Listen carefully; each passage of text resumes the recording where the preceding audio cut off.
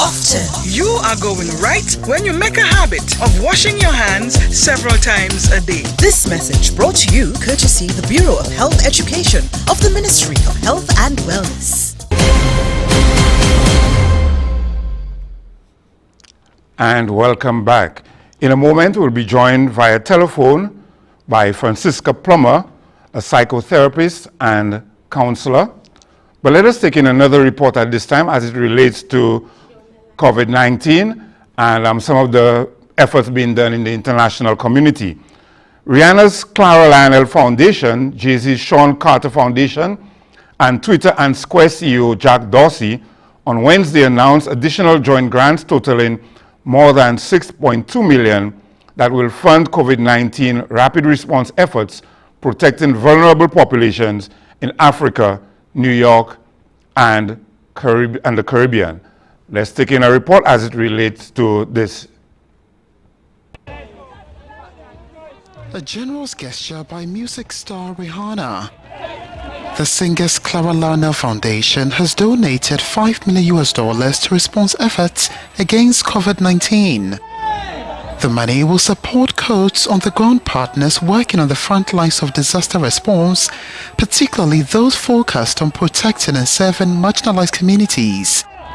A statement from the foundation added that the fund will also help the most vulnerable in the US, the Caribbean and Africa to prepare for what is to come, end of quote. The funding will be channeled through Direct Relief, Partners in Health, Feeding America, the International Rescue Committee, the WHO's COVID-19 Solidarity Response Fund, and others. The foundation said, quote, never has it been more important or urgent to protect and prepare marginalized and underserved communities, those who will be hardest hit by this pandemic, end of quote.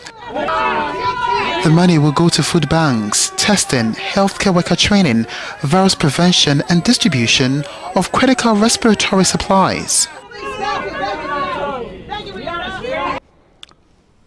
Outside the US, the grants will be distributed to the following: Doctors Without Borders to support efforts in hard-to-reach and vulnerable areas of the world, and Direct Relief will support the purchasing of testing cartridges to build COVID-19 testing capacity in St. Vincent and the Grenadines, St. Lucia, Grenada, Dominica, St. Kitts, Nevis, and Antigua and Barbuda. As I mentioned earlier, we have a special guest joining us online today. So we now make that connection with Ms. Francisca Plummer. Good afternoon. Hi, good day, Tony. And how are you today? How are you coping? I'm doing well, thank you. Okay, so let me start off by asking, we hear the term all the time, psychotherapist. But what does the work of a psychotherapist like yourself really do? Just explain to us. Okay, that really involves working with people to help them to manage, personal, interpersonal issues that they may be dealing with. Really, the work of a psychotherapist is a bit like people would be more familiar, I would say, with counseling, which, there's a small distinction, but oftentimes they do very similar things. Okay. The work of a psychotherapist may go in a little bit deeper to help people work through, even past issues they may have that may impact on their current life and be affecting their functioning. Okay. What do you see as the emotional impact of COVID-19 on people in general? I think there is a direct and great indirect impact. The direct impact has to do with the risk of being infected, obviously, which increases a lot of anxiety in people. The risk of loved ones being infected, the fear of death, can also have people being very worried. So all of these factors can really increase anxiety for one. There's a lot that is unknown about COVID-19 still, and so there's a lot of uncertainty for people of how, they can contract it, etc. I think there are also a lot of indirect impacts in terms of mental health. As you're well aware, social distancing measures can be really hard on people who are used to interacting, to being together, i.e. not having those restrictions. And now you're asking people to physically be separate from each other, so that can be hard. A lot of people have lost their livelihoods as a result, and many may be affected in the future financially by this as well. Even people who have had mental health issues before may experience relapses. And also, I think the constant fear and worry that is now rampant among people can now cause or lead to long-term consequences for some of us. So there's a lot of different ways in which mental health is really going to play a role in dealing with this.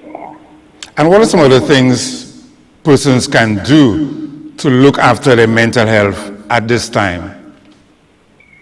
I think, for one, it's understanding the nature, the level of uncertainty around COVID-19. It's something we've never had to deal with. It's unprecedented. There's a lot that's unknown, like I said before.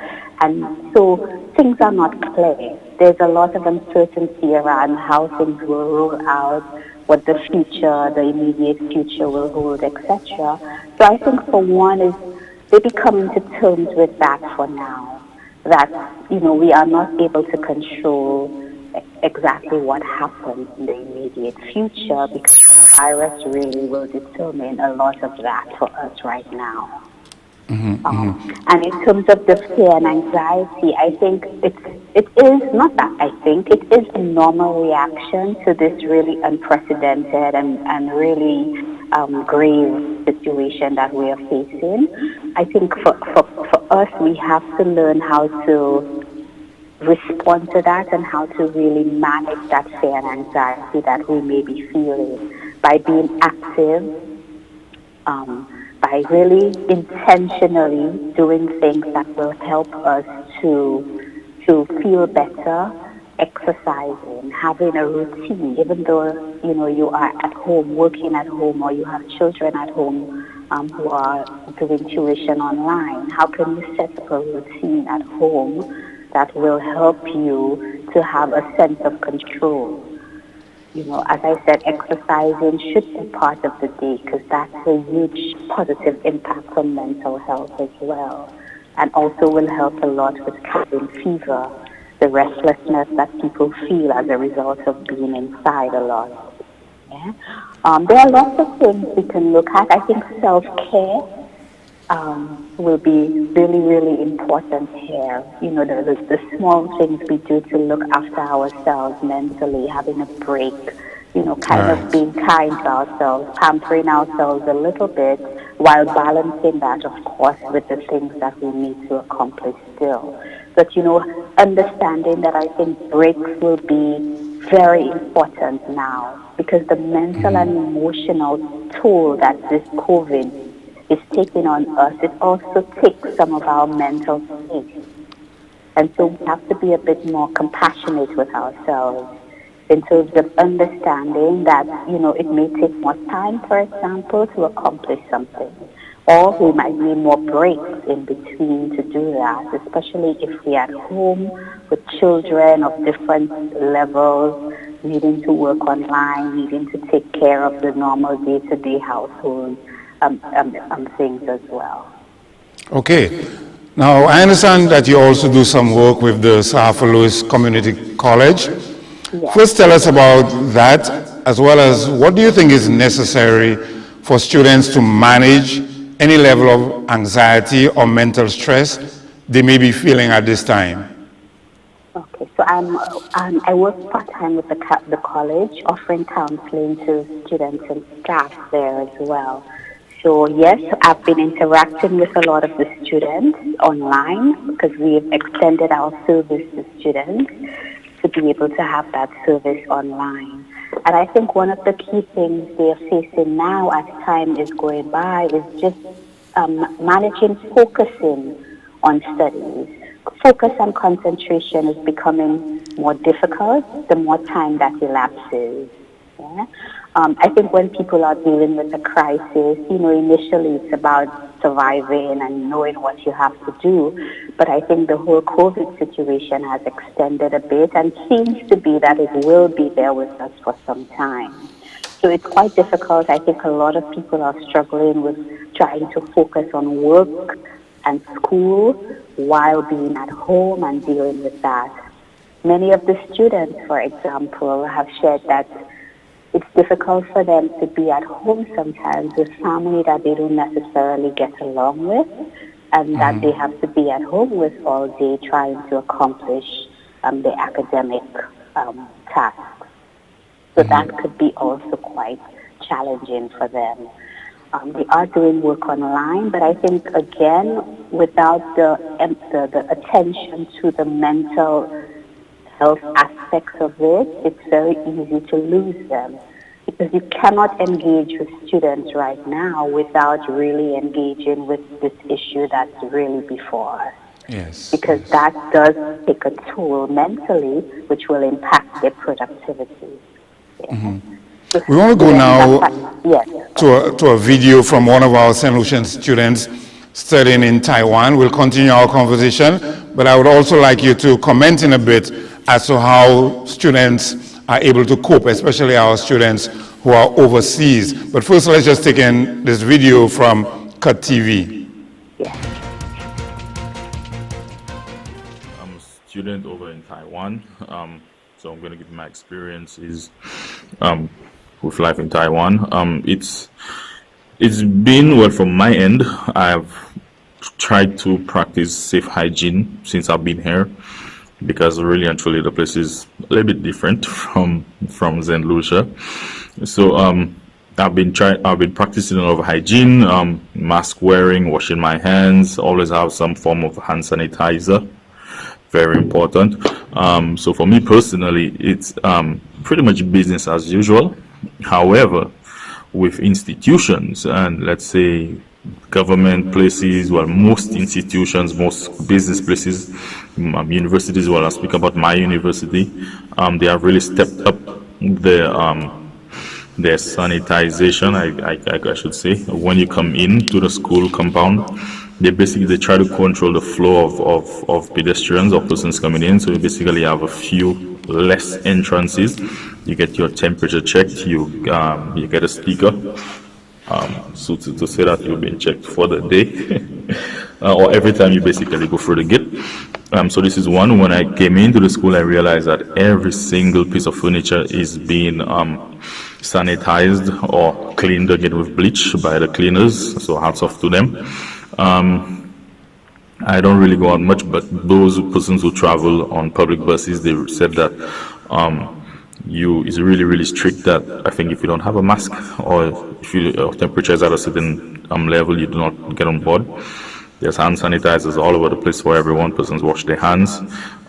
Yes, you'll find out a few persons who will be not breaking the law, but doing their own thing, basically.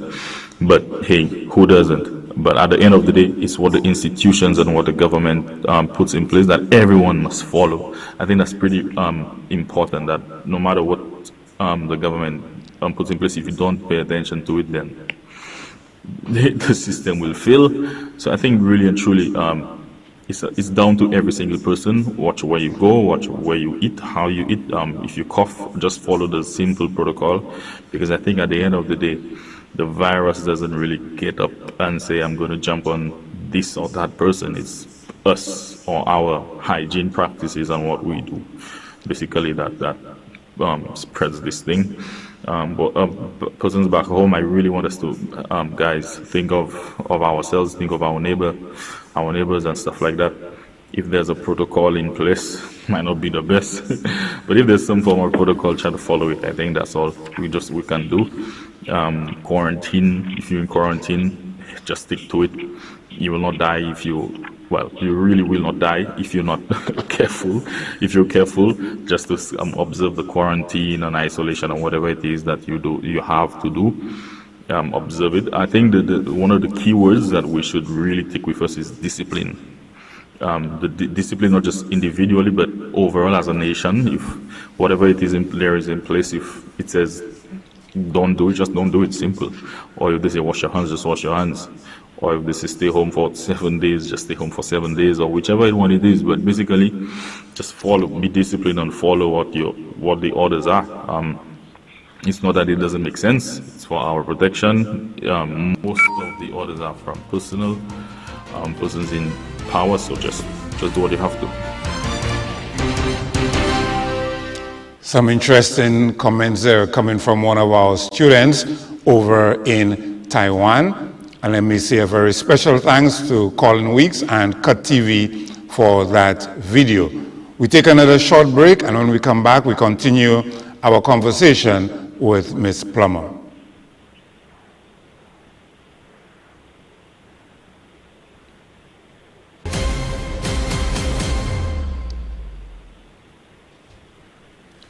And welcome back. Before that break, we were speaking with Ms. Plummer, and we listened to that video from our student over in Taiwan. Let me just ask you, what about our students who are far away from home at this time? What advice would you have for the students as well as their parents, their family, and what have you? I mean, first of all, I think it's important that we practice the recommendations that are in place for wherever they are. So first of all, it's keeping safe. Yeah? I think the other thing we can look at is focusing on what is within their control. Yeah?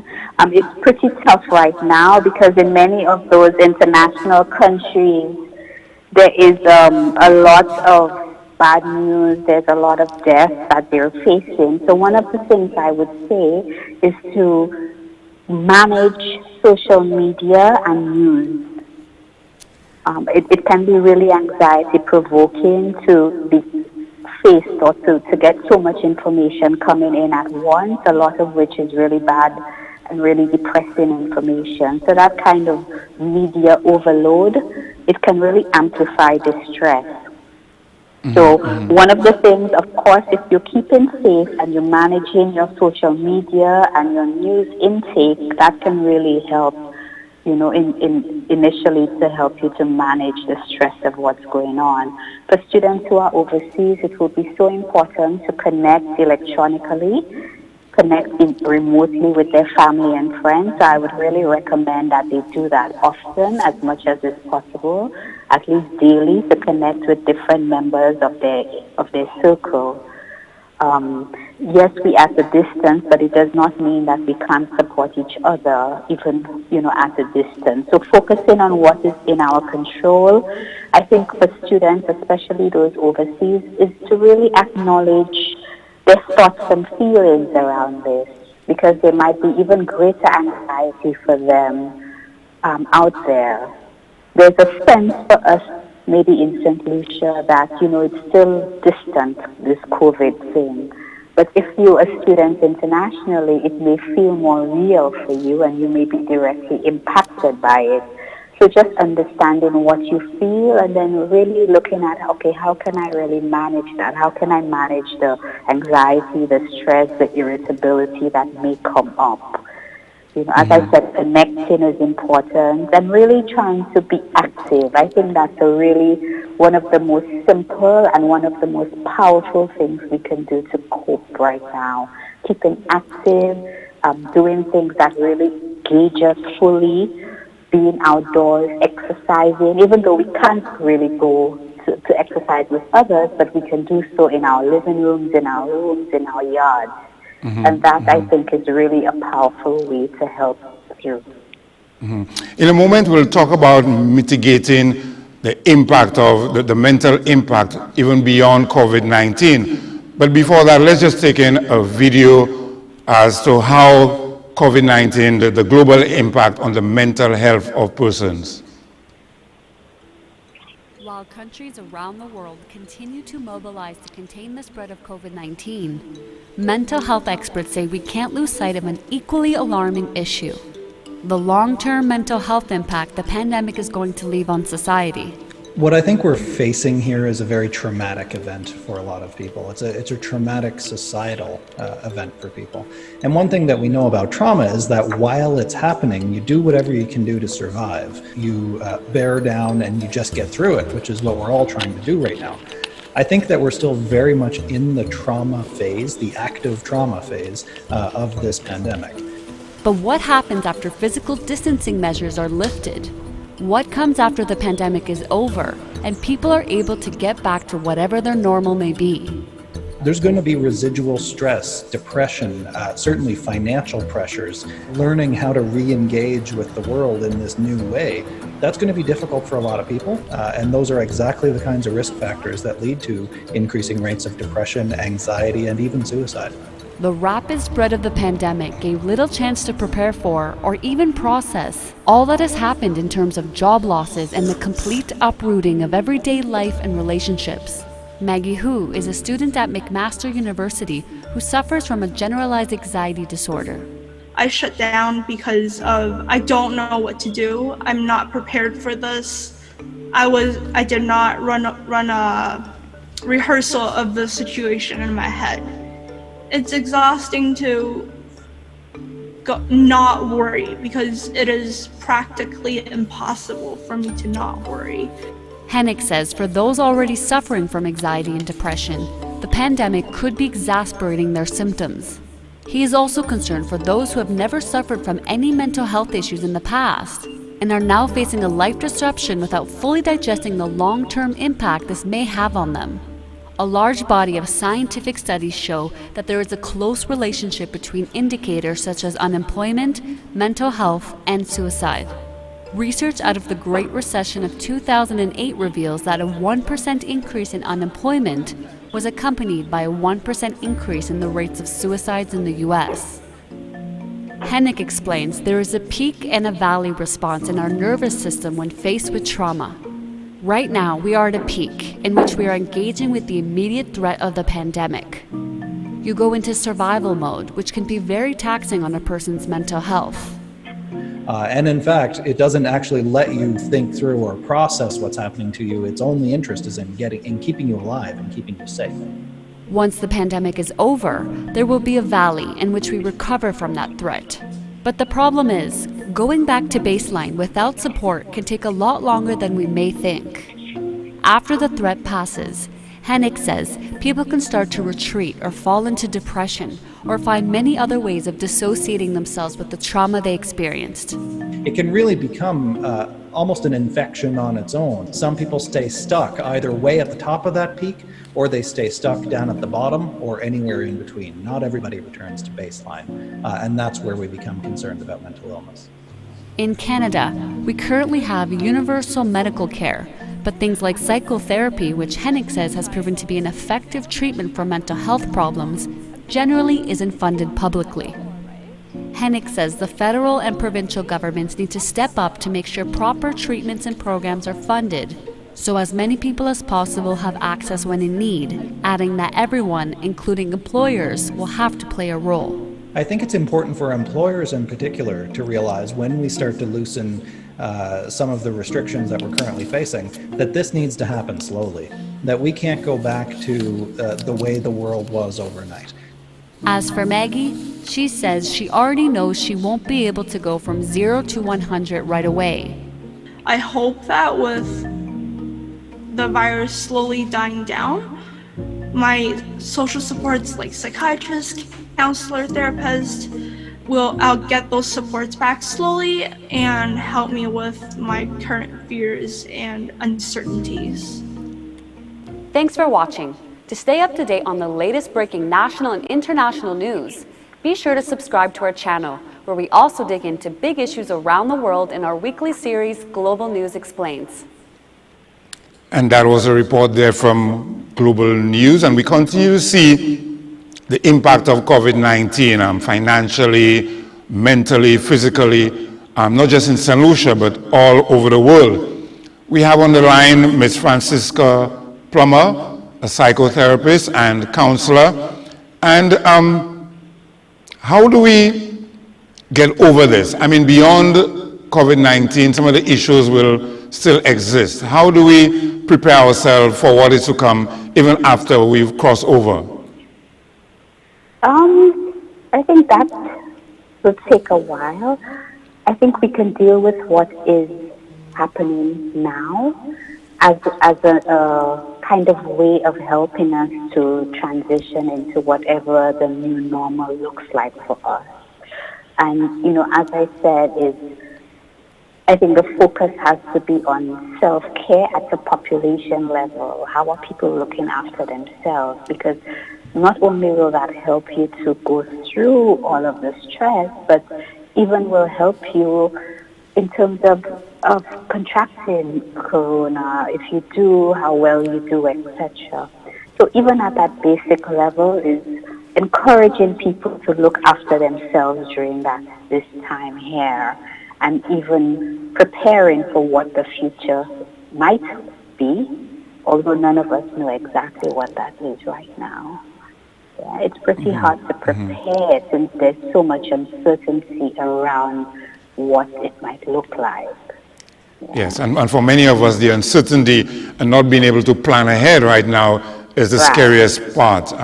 Yes. Final thoughts from you? Yes, some people do like a sense of control, and so not having that sense of control now will be a big thing for us. I want to encourage people to remember that while we are all washing our hands and protecting ourselves by wearing our masks and doing all the other recommendations of all the other agencies, is to look after your mental health. Mental health is really, really going to be impacted right now, and I think it's going to be a crucial emerging issue, if not already, for many people. So I want to encourage people to practice self-care, organize a routine, get active, stay connected. Social distancing does not mean that we have to stop being with each other. It just means that for the time being, we are doing that in a different medium. We are doing it online. Yeah, so we are physically distancing, but actually that can also result in a lot more emotional intimacy, a lot more time to talk and to really listen to each other and with each other. And these are the things that are going to really support us through these very difficult times. Okay, well, thank you so very much for taking some time out to join us here on the line and to share your wealth of knowledge and information with us as far as mental health is concerned. You do continue to remain safe. Thank you so much, and all the best to everybody, and be safe as well. Thank you so very much. Take care. And my message again to all our listeners, all our viewers, to one and all, is to continue to listen to the advice of the authorities, practice physical distancing, wash your hands, sanitize your surroundings, stay at home if there's no emergency, if you have no reason to be out, and if you must go out, please do so and get home as quickly as possible. And remember that we are still under curfew from 7 p.m. to 5 a.m. Let us continue to be our brothers' keepers, St. Lucia, and join in this fight together. We end with a short message from Mia Elise as we continue to wish all our students all the best as they prepare to enter their virtual classrooms from their homes as of Monday, April 20th. Stay safe, St. Lucia. Let us fight COVID-19. Thank you, Prime Minister Alan Chastney, for taking strict measures to protect our country from coronavirus. Please, people, practice social distancing and stay home. Anututsenisi kume COVID-19.